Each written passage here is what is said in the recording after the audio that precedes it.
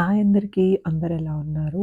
మేమైతే చాలా బాగున్నాము. సో, ఎగ్జాక్ట్‌లీ 2 వీక్స్ అవుతుంది నేను ఒక లాంగ్ వీడియో అప్‌లోడ్ చేసి. సో, యాక్చువల్‌గా శ్రియ బర్త్‌డే పనుల్లో, అలాగే నా అవుట్‌ఫిట్స్, దాని అవుట్‌ఫిట్స్, శ్రీనాథ్‌కి షాపింగ్ వాటిల్లో చాలా బిజీ అయిపోయాం. అండ్ బర్త్‌డే అయిపోగానే మళ్ళీ యూకే రిటర్న్ వెళ్ళిపోవాలి కదా! దాని హడావిడిలో ఉండిపోయామనమాట. So, coming back to the video. So, Shriya birthday video అనమాట. యాక్చువల్‌గా నేను ఓన్‌గా షూట్ చేసుకోవటం నాకసలు కుదరలేదు. థాంక్ గాడ్ మాకు శ్రియకి బర్త్‌డేకి లైక్ ఫోటోగ్రాఫర్స్ ఎవరైతే వస్తారో వాళ్ళు కొన్ని వీడియోస్ తీసి మాకు పంపించారనమాట. అప్పుడు అనుకున్నా okay. I can make a video from this అని చెప్పి.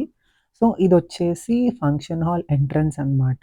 ఇది కాలనీ లోపలే ఉంటుంది. Only we can like employees మాత్రమే యాక్సెస్ చేసుకునే లాగా ఉంటుందనమాట ఈ ఫంక్షన్ హాల్.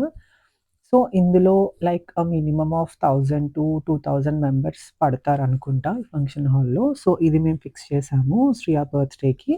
అండ్ డెకరేషన్ వచ్చేసి మా వెడ్డింగ్‌కి ఎవరైతే డెకార్ చేశారో వాళ్ళతోటి మేము డెకార్ చేయించామనమాట. మా వెడ్డింగ్ డెకరేషన్ అయితే చాలామంది అడిగారు. లైక్ చాలా బావుంది. ఫ్లవర్స్ కానీ ఆ టైంలో లాక్‌డౌన్ బట్ ఫ్లవర్స్ విజయవాడ నుంచి తెప్పించి చాలా చేశారు.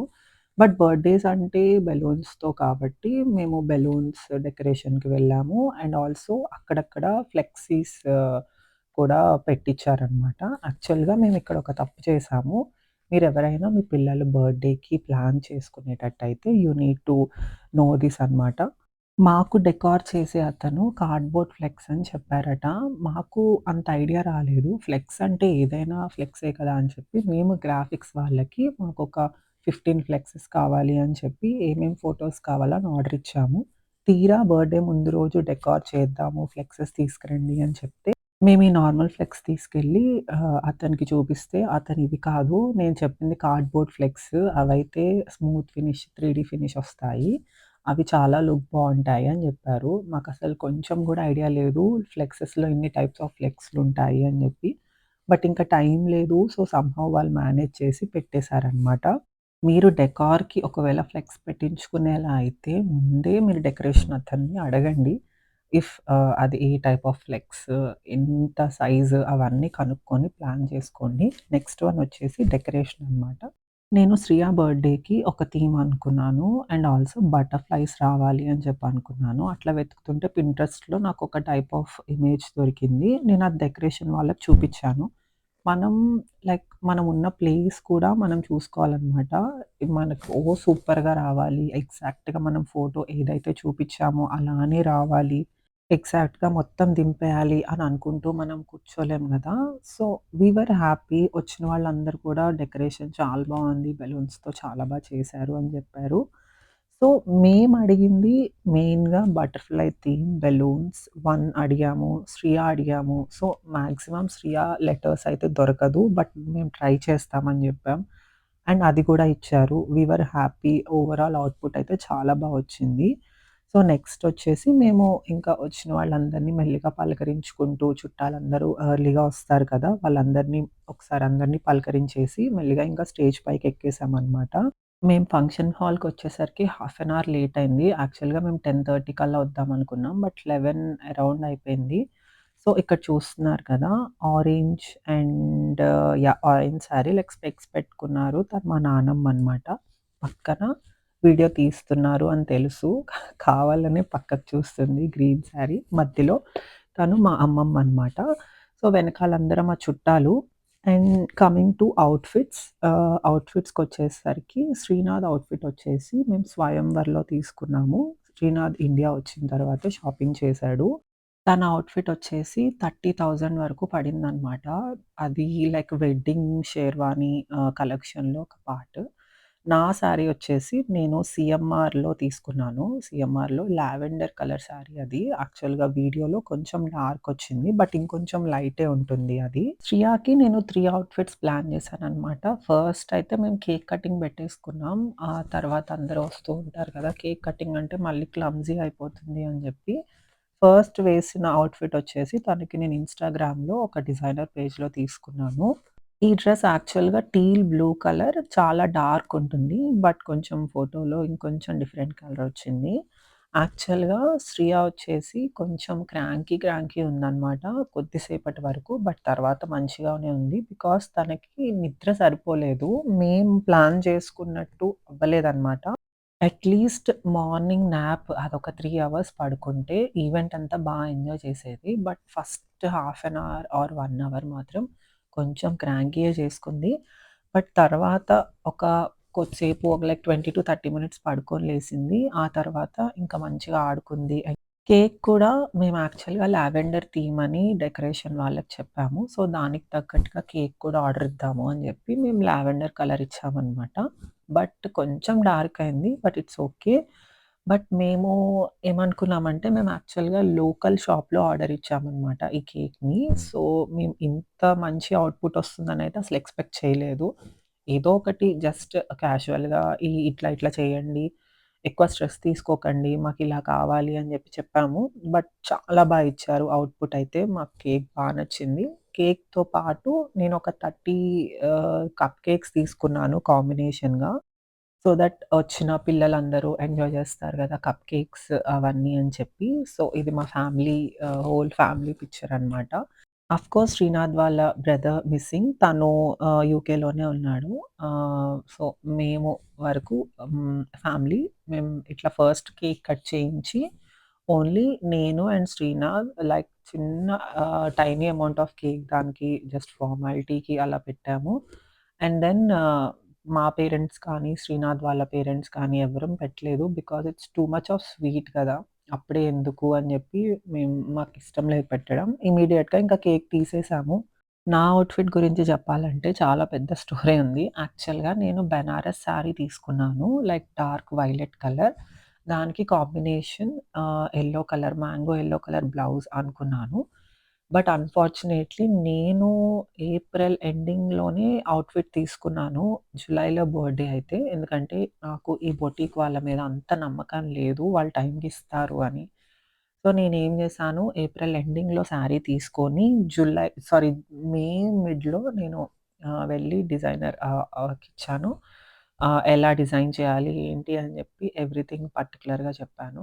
బట్ ఈవెన్ దో నేను 2 మంత్స్ ముందిచ్చినా గూడా నాకు టైంకి ఇవ్వలేకపోయారు. వాళ్ళేమన్నారు లైక్ మేము ఇప్పుడు ఇవ్వలేము అది ఇది అని అన్నారు.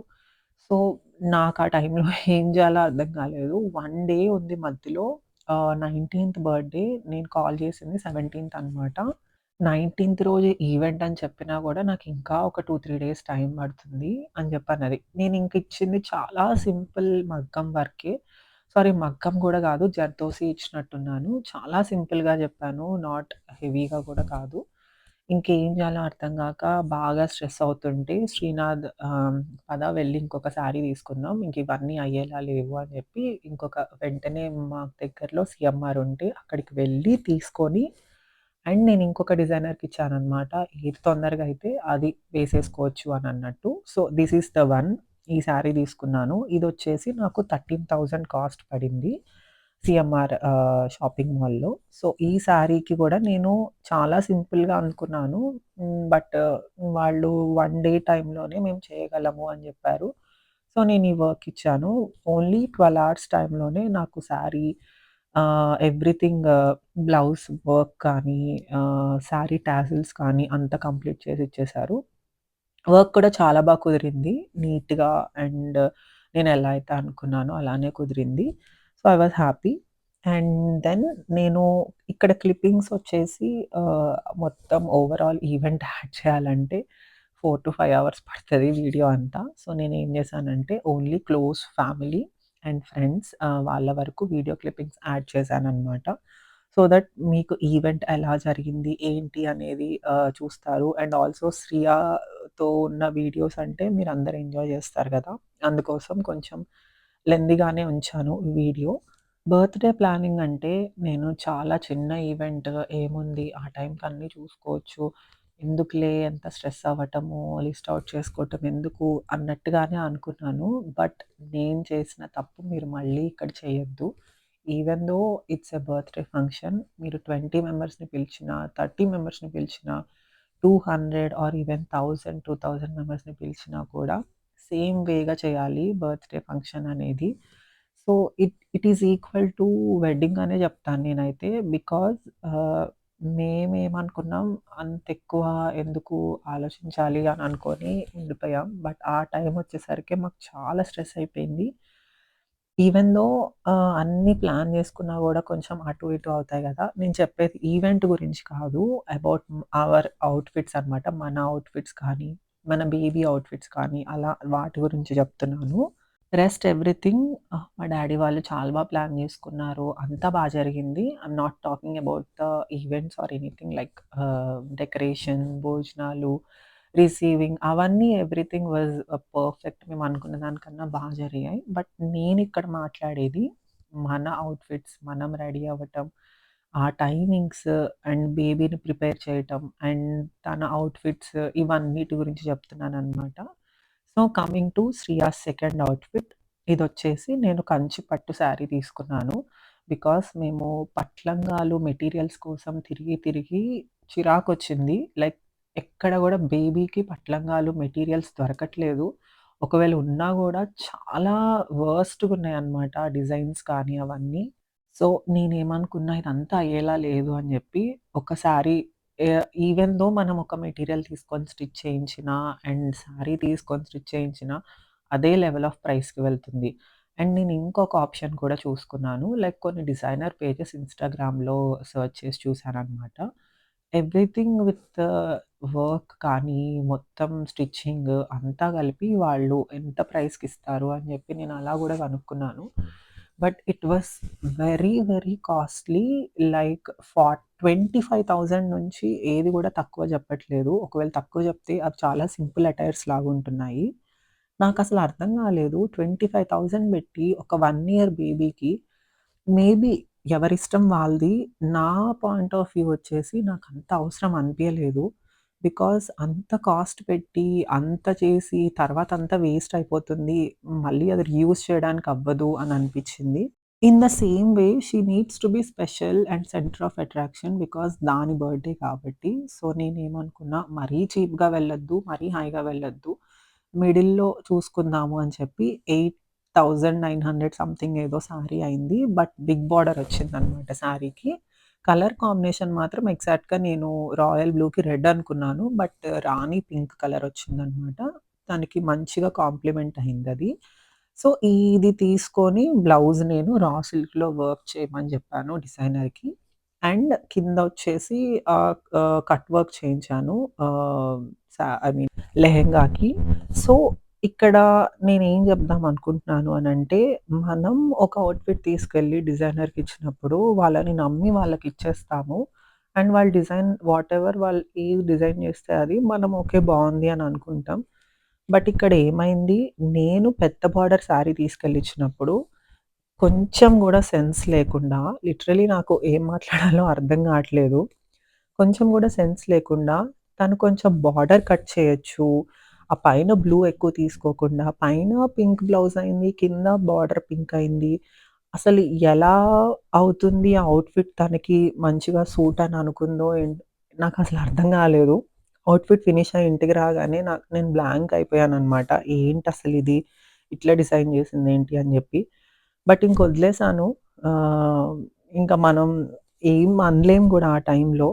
సో, యాక్చువల్‌గా దాని లెహెంగా డిజైన్ చేయాల్సిన పద్ధతేంటి అనంటే, బార్డర్ పెద్దగా వచ్చినప్పుడు బార్డర్ హాఫ్‌కి కట్ చేసి, పైన ఏదైతే blue colour, royal blue colour sari ఉందో, అది కొంచెం ఎక్కువ ఇచ్చి, కింద కట్ వర్క్ చేసి, అప్పుడు బ్లౌజ్ మంచిగా కుట్టుంటే, చాలా కాంప్లిమెంట్ అయ్యేది. ఇంకా సూపర్ ఉండేది. ఆ బ్లూ కనిపిస్తుంది గాబట్టి. ఇఫ్ నాట్ తను బ్లౌజ్ ఏదైతే ఉందో, దాని సైజ్ కొంచెం తగ్గిచ్చొచ్చు. పైకి కొంచెం తగ్గిచ్చి చిన్న పిల్లలకి మనం ఎలా ఏసినా అదసలు ఆడ్‌గా కనిపిచ్చదు. సో, బ్లౌజ్ సైజ్ కొంచెం పైకి తగ్గిస్తే అప్పుడైనా ఈవెన్ దో అప్పుడైనా కొంచెం బ్లూ కనిపిస్తుంది. అప్పుడు ఇంకా అట్రాక్టివ్‌గా అనిపిస్తది. బట్ ఏ సెన్స్‌తో చేసిందో ఏంటో నాకైతే అర్థం కావట్లేదు. So, this is the second outfit అనమాట. ఇది శారీ తీసుకొని స్టిచ్ చేయించా అని చెప్పా గదా! రిమైనింగ్ ఏదైతే శారీ మిగిలిందో అది నేను హాఫ్ శారీ స్టిచ్ చేయించుకున్నాననమాట. సో, మీరిక్కడ చూస్తున్నట్టయితే ఆహ్, తన లెవెల్ ఆఫ్ పేషెన్స్ అంతా అయిపోయింది శ్రియకి. పాపం చాలా ఓపిక పట్టింది అప్పటికే. బట్ ఇంకేం చేస్తాం. నేను నా వల్ల అవ్వలేదు. ఇంకా మమ్మీని పిలిచి తీసుకెళ్ళిపో లోపలికి పడుకోబెట్టు అని చెప్పాను. ఇంకా తీసుకెళ్లారు. అండ్ ఆ తర్వాత నుంచి వచ్చిన వాళ్ళందరూ మాకు అక్షింతలు వేసి దానికి తీసుకొచ్చిన గిఫ్ట్స్ అన్నీ మాకిస్తూ ఉన్నారనమాట. It was like marriage reception లాగా అయింది. హాఫ్ ఆఫ్ ద ఫంక్షన్ అంతా గూడా. అండ్ మేము యాక్చువల్‌గా గూడా అలానే అనుకున్నాము. బికాజ్ మా మ్యారేజ్ అప్పుడు కోవిడ్ టైమ్‌లో మేము ఎక్కువ మందిని పిలుచుకోలేకపోయాం. ఓన్లీ జస్ట్ 100-150 మెంబర్స్ అరౌండ్‌తో అయిపోయింది. తర్వాత రిసెప్షన్ పెడదాము అని ఎంత ట్రై చేసినా గూడా మేము యూకే వచ్చేసే టైం దగ్గర పడింది. అండ్ అంతా హడావుడయిపోయింది. ఆ టైంలో కుదరలేదు. సో, ఇన్ ద వే 2 కలిసొస్తాయి అన్నట్టుగానే సో, రిలేటివ్స్ అందరిని అండ్ డ్యాడీ వాళ్ళ ఫ్రెండ్స్, మామయ్య వాళ్ళ ఫ్రెండ్స్ అందరిని కొంచెం ఎక్కువ ఫుల్ ఫ్లెడ్జ్డ్‌గా పిలిచామనమాట.